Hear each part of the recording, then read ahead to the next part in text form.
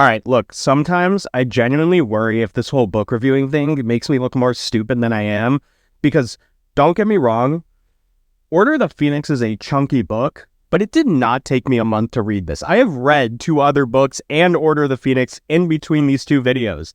I'm just really bad at consistently uploading videos, and I'm sorry about that, but hopefully that means that more content will be coming down the pipeline soon, or I guess whatever soon means for this channel. But anyway, let's get into the video because I have a feeling that this one is going to be absurdly long. So let's get started.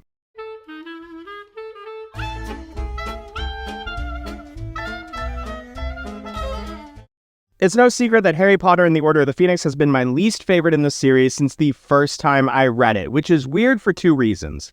The first is that I actually think that Order of the Phoenix is one of the better adapted movies out of all of the Harry Potter movies, and the second is that this book contains some of my favorite moments in the entire series. And honestly, if Rowling had found a way with her editors to knock off maybe 200 pages from this book, it could probably be the best book in the series. I know a lot of people consider it that already. But unfortunately, they did not, and as a result, we have one of the chunkiest books in the series, and we don't have a tournament with phases in it to keep the book tight like we had in Goblet of Fire. That said, this book is not as grueling as I have always remembered it on this reread, mostly because my thoughts on Harry as a character in this book have changed. When I was a really young teenager reading this book for the first time, I found Harry to be incredibly angsty and annoying, and while at times he can be a little annoying, it's mostly due to his denseness when it comes to interacting with people because Harry's social skills are abysmal. What I did consider to be angst about Harry in the past, I've developed new feelings on,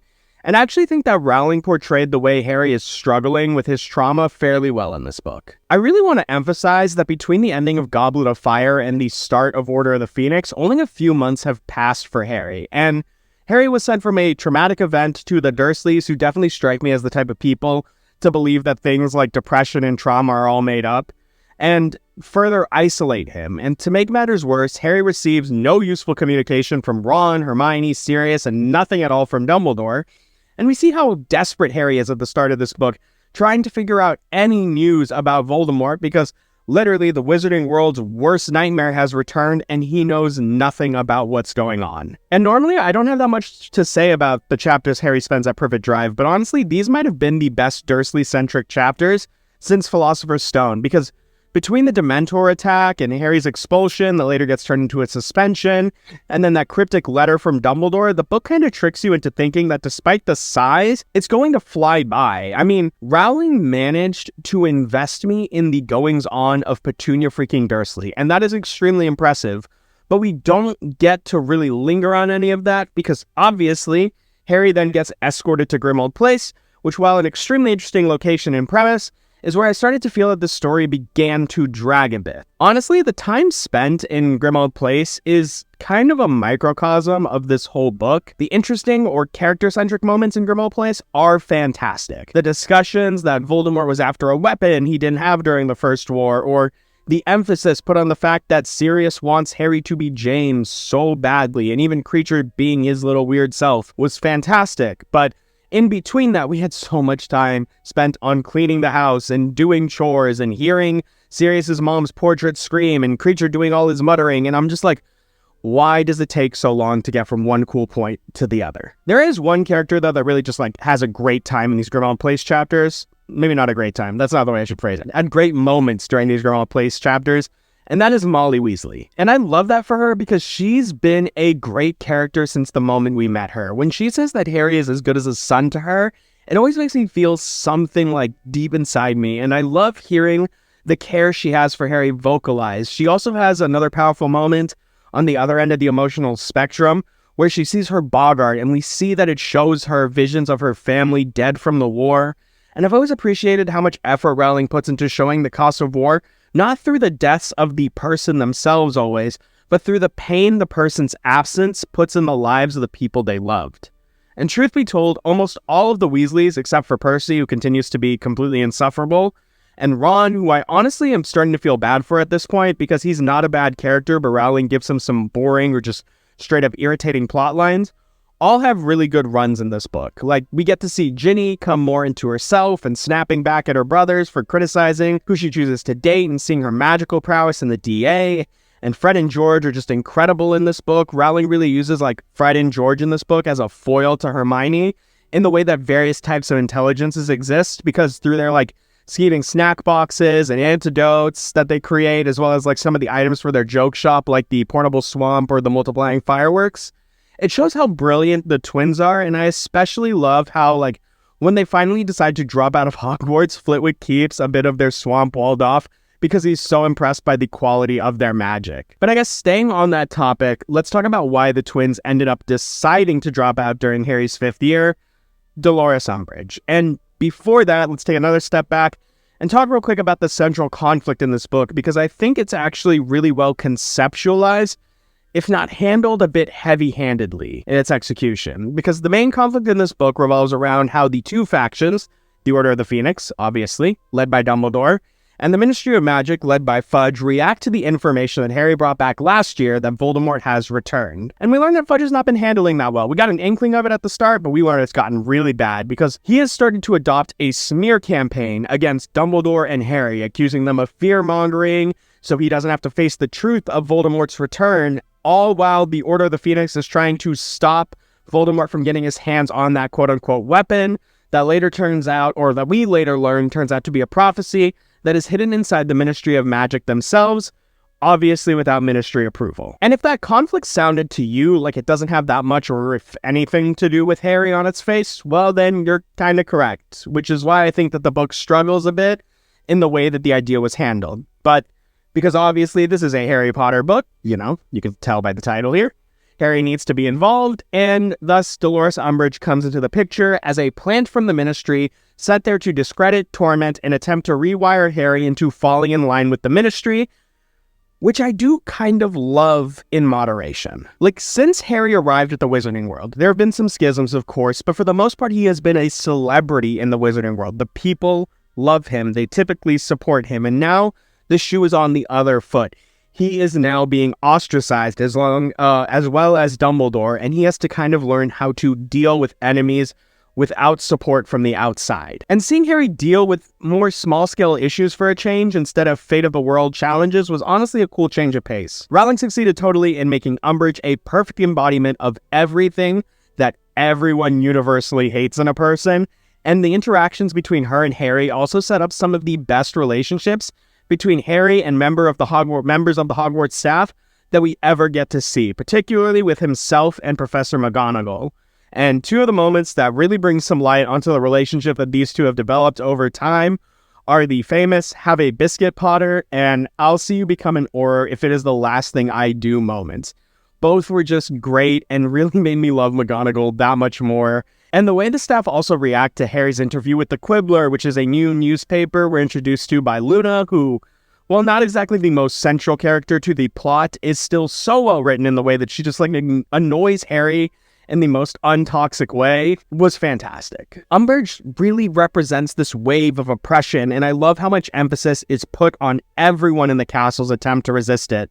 Unless you're Filch or the Inquisitorial Squad, but they sucked from the beginning, so I'm not counting them. And I think I sort of touched on two of the more central motifs, if you will, of the story. The first being the importance of information, and the other being how, like, sometimes trying to stop something from happening might be exactly what causes said thing to happen. Because Fudge's whole reason for sending Umbridge to Hogwarts was to weed out those loyal to Dumbledore, which eventually only led to the staff uniting even more fiercely behind him, and to ensure that Dumbledore was not raising a student army to attack the Ministry one day, which literally does happen due to Umbridge's refusal, and frankly, I think, inability to teach any useful magic to the students for their exams. Also, pausing here real quick for a tangent, because I need to talk about how dumb the magical education system is structured, and how basically none of the other exams or class grades really seem to matter, because it all comes down to how they perform on a single test in their 5th year,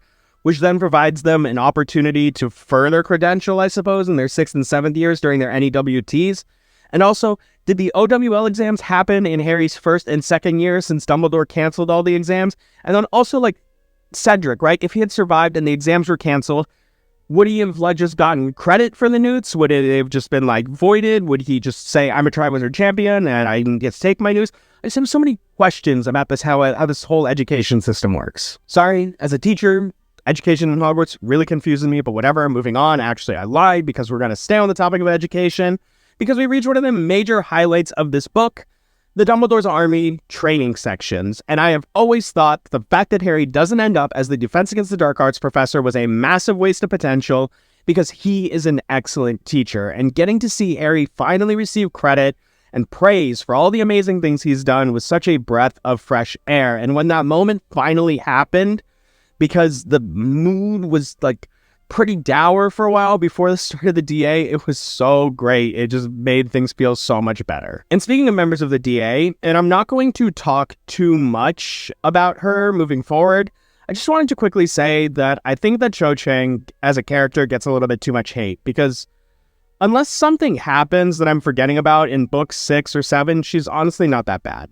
Yes, she is constantly traumatized, and her and Harry's relationship takes way too much page time for the train wreck that it is. But I think that people who overly hate on her really need to try to understand that she's a teenager going through her own trauma and just give her a break. But speaking of another member of the DA who is just the best, Neville Longbottom. I mean, we've known since book 1 that Neville lives with his grandmother. And we also learned recently why that's the case. And that scene at St. Mungo's was just emotionally devastating. I think that everybody loves Neville as a character, and seeing him grow through so much adversity and finally starting to become a competent wizard in this book was one of the other bright spots in an otherwise really dark atmosphere that this book created. I mean, I still think all the time about how much of an atrocity it was that got cut out of the movie, the scene where Neville gets a gum wrapper from his mother, and we learn that he's been saving them because they're the closest things to gifts he'll ever receive from his mother, who went insane due to torture by the Cruciatus curse. And it's really impactful, and I think Rowling does a really good job just driving the care readers should have for Neville home. And this might sound dumb to say, but this book, more than any other, I feel really belongs to Harry. I mean, obviously, Harry is central to every book, but I think the time devoted to Hermione and Ron was lessened in this book to provide more time with Harry as he juggles complex thoughts and feelings. And don't get me wrong, Hermione still finds a way to shine in this book, and getting to see her more devious side, I will say, coming out with her blackmailing of Rita to write an interview or to write Harry's interview properly, or the secret hexing of the DA paper was entertaining for sure, but she and Ron weren't in the forefront as much as they usually are. And in full transparency, I was kind of okay with Ron being sidelined in this book. I mean, I love the Quidditch chapters, but that's because Harry's playing in them. Having to hear about how bad the Gryffindor Quidditch team is because Harry, Fred, and George got banned for life, and Ron is the Quidditch version of Pea-shy, was just repeated too often, and I really didn't care for it. But back to Harry, we get to see him on his own a lot, and I hate to bring up the movie again, but I do distinctly remember this scene where after Arthur Weasley gets attacked, Dumbledore starts giving directions to all the portraits and the teachers about what to do next, and Harry just screams for Dumbledore to look at him. And while we don't ever get that level of raw emotion from Harry in this book, we do spend a significant amount of time seeing him try to process negative emotions in his head, whether it's through his detentions or dealing with his own grief, or more interestingly in his occlumency lessons with Snape. Harry really has the spotlight to himself in this book, and in some ways it works, and in others, it might work more to the book's detriment, because given the lack of information Harry has, questions can start to get irritating. The occlumency lessons, though, in particular, were great. Not the lessons themselves, those suck because Snape's horrible, but getting to see Snape's memory of James, and Harry having to deal with and being so bothered by the fact that James seemed to suck as a person, that Harry even has to break rules to sneak into Umbridge's office just to address the issue with Sirius and Remus and figure out, was his dad that terrible of a person? It's just, it was a really cool concept. And honestly, my main complaint with all of that is I wish it went somewhere. It was clearly really impactful to Harry, but I wish it could have done something to impact the relationship more between Harry and Snape in a possibly positive way, but that's just not in Snape's character to let go, so there's really nothing that can be done about that. But the lack of information that I brought up earlier is one of the things in this book that always upsets me. Like, yes, I know that's the point. And I know I was annoyed at all of Umbridge's antics in this book and how nobody can seem to stop her power tripping, but it was the constant gaslighting, evading, or straight up ignoring of Harry's requests for information that drove me crazy. And like I said, I know that was the point. And I think I'm fine with it overall if it wasn't constantly battling through repeated plot threads and side quests and time in class and visions that appear over and over and over again. And then, of course, there's the elephant in the room, the death of Sirius Black, or as I've heard a couple people refer to it as, the Sirius Black problem. And basically, the main issue with Sirius is that we love him because Harry loves him, but not because the reader has time to develop a real attachment to him. Spoiler alert incoming, but think about how you felt when you read Sirius's death, and then how you felt when you learned Lupin died. Which one hurt you, which one hurt more? For me, it was Lupin, because we actually got to spend time with Lupin, as opposed to Sirius, who we only got a brief interaction with in Prisoner of Azkaban, who then showed up for a few conversations in Goblet of Fire, and then for another few, though granted deeper conversations in Order of the Phoenix with Harry. So when Sirius died, I hurt for Harry. And seeing Harry destroy Dumbledore's office at the end of the book in a fit of rage over Sirius's death was extremely tough to read.